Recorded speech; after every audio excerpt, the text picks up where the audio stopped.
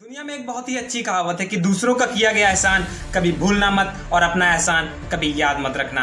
नमस्कार दोस्तों, मेरा नाम है सचिन। आप सबका स्वागत है द सक्सेस यूट्यूब चैनल पर। आज की जो मेरी वीडियो होने वाली है एक ऐसी स्टोरी होने वाली है कि हम दूसरों की मदद क्यों करें और उससे हमें क्या बेनिफिट मिलता है या फ्यूचर में भगवान हमें क्या उस चीज के बारे में देता है, उससे रिलेटेड होने वाली है। दोस्तों नमस्कार अगेन, मैं सचिन कश्यप आपको एक ऐसी स्टोरी लेकर आया हूं जो आपको इंस्पायर करेगी और बताएगी कि हमें लोगों की हेल्प क्यों करनी चाहिए। तो चलिए वीडियो को स्टार्ट करते हैं। एक स्टूडेंट होता है 12th क्लास का, उसका नाम होता है कुंदन।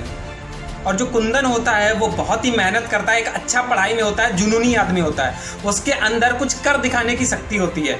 बट जैसा कि होता है हर स्टोरी में एक क्लाइमैक्स होता है। उसकी जो फैमिली होती है ना वो बहुत ही गरीब होती है, क्योंकि जैसा 90% भारत में लोगों के लिए होता है कि उसके जो बच्चे होते हैं अच्छे पढ़ने में होते हैं, बट फैमिली की प्रॉब्लम के कारण वो आगे पढ़ नहीं पाते हैं। बट दोस्तों यहाँ पर टेंशन लेने की बात कोई नहीं है, क्योंकि उसके पिता एक नौकरी कर रहे थे और उस नौकरी से वो इतना तो कमा रहे थे कि अपने बच्चे को अच्छी शिक्षा दे सकें।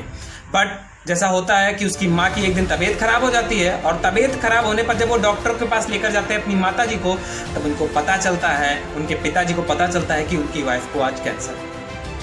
दोस्तों जब उन्हें पता चलता है कि उनकी वाइफ को कैंसर है तो हर इंसान अपने घर में इंसान को बचाना चाहता है, उनकी दवाई पानी खर्चा हर तरीके की चीज़ें सुख सुविधाएं उनको देने का प्रयास करता है।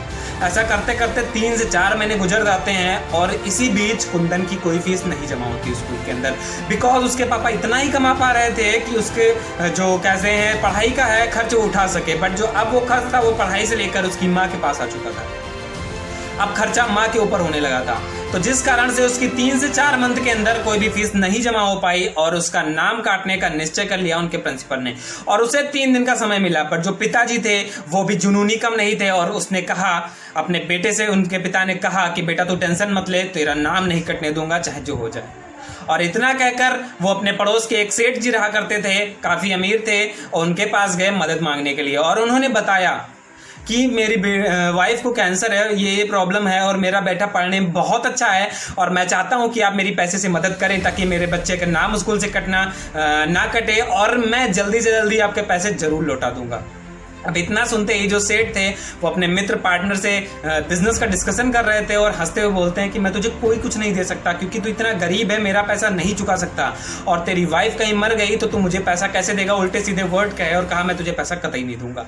और इतना सुन के जो उनके पिता थे वो मायूस होकर जाने लगे। इतने में जो उनका पार्टनर होता है, बिजनेस पार्टनर होता है, वो उनको समझाता है कि सेठ जी उसकी आंखों से देख के लग रहा है कि ये इंसान सच बोल रहा है, शायद इसके घर में काफ़ी ज़्यादा प्रॉब्लम हो और आप ऑलरेडी सुखी संपन्न है, तो अगर आप उसे कुछ पैसा दे देंगे तो उसकी मदद हो जाएगी। और वो कह भी रहा है कि आपको वो पैसे वापस भी कर देगा, तो मेरी मानिए आपको उसे पैसे दे देनी चाहिए।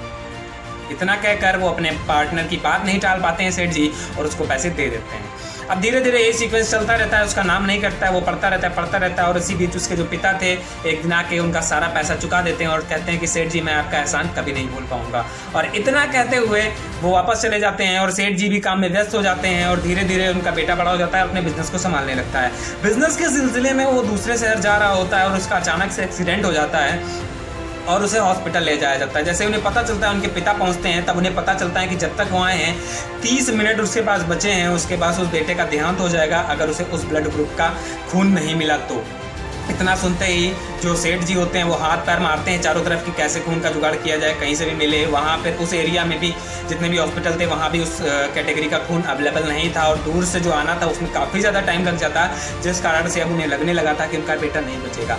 वो टूट कर फर्श पर गिर जाते हैं दोस्तों। बट पड़ोस में एक डॉक्टर निकलते हैं और कहते हैं कि अब आपका बेटा बच जाएगा, क्योंकि यहाँ के एक डॉक्टर ने, जो सबसे बड़े डॉक्टर हैं, उन्होंने अपने आपके बच्चे को खून दे दिया।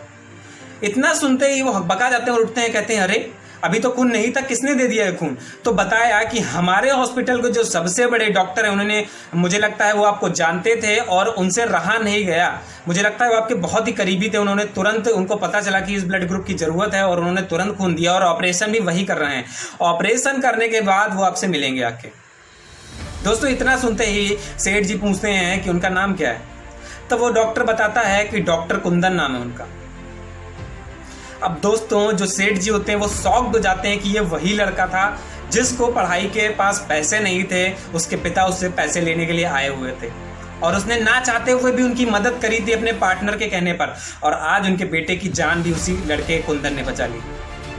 तो दोस्तों इस स्टोरी से जो मैं आपको बताना चाहता हूँ वो 3 चीजें हैं कि सबसे पहले अगर हम एबल हैं दूसरों की मदद करने के लिए तो हम दूसरों की मदद जरूर करें। दूसरी चीज है, जैसा मैंने अपनी स्टोरी की पहली लाइन में बता दिया था कि अगर हम किसी की मदद करते हैं तो उसको भूल जाएं और अगर किसी ने हमारी मदद की है तो उसको जिंदगी भर याद रखें। यही रूल ऑफ नेचर है।